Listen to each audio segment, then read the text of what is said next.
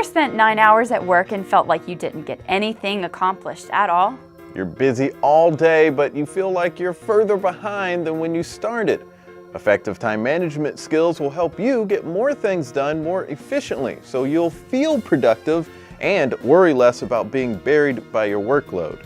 And in this Brain Bites mini course, we're going to give you 6 tips you can use to manage your time more effectively. Peter Drucker, the management guru, said, "What gets measured gets managed." If you want to better manage your time, the first thing you need to do is measure where your time is going. It's really easy to do, and sometimes just the act of measuring your time is the best thing you can do to improve your time management. Here's an easy way to do it. Use our time audit form, or make your own using this design. At the end of each hour, jot down a quick note of what you accomplished. You'll notice a time wasters column. Check the boxes or write in some of the things that interrupted your productivity during that hour. Did you get unscheduled phone calls, answer emails, catch up on Twitter, or was there another time waster that got in your way?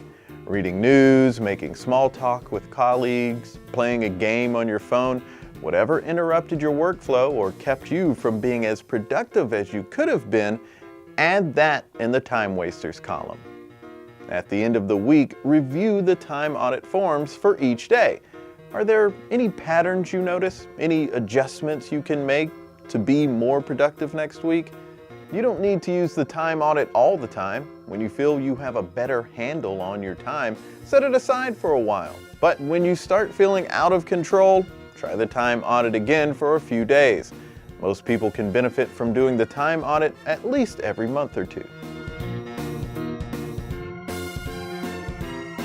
If your goal is to get important stuff done, then first we need to figure out what exactly is important. For this step, you need to state your priorities in terms of an output, something that gets accomplished. This is harder than it sounds. For many people who aren't managing their time well, their priority is really just to work on what's in front of them.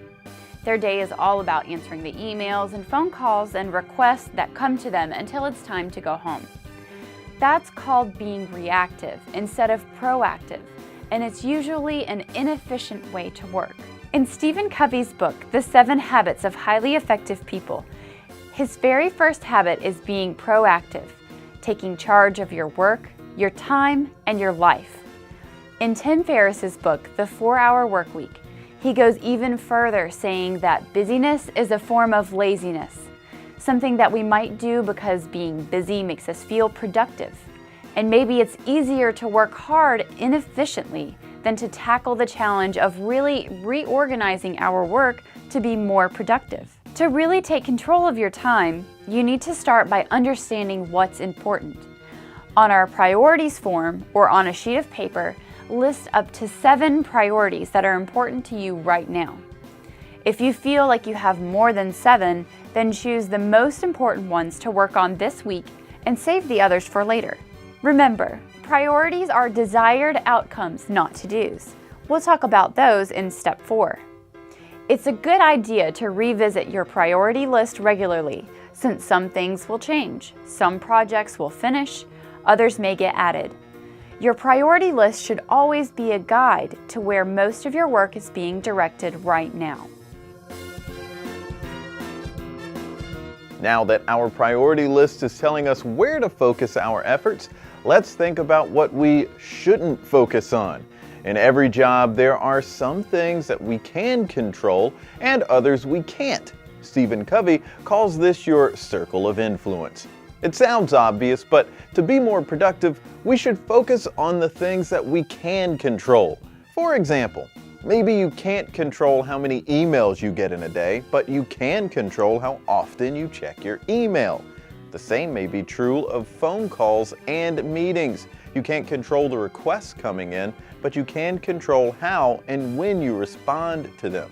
And you can set expectations for when you are and aren't available. Maybe you don't have control over the customers you work with, or when and where you work. Don't waste time and energy complaining about things that you can't change. Focus on the things in your circle of influence.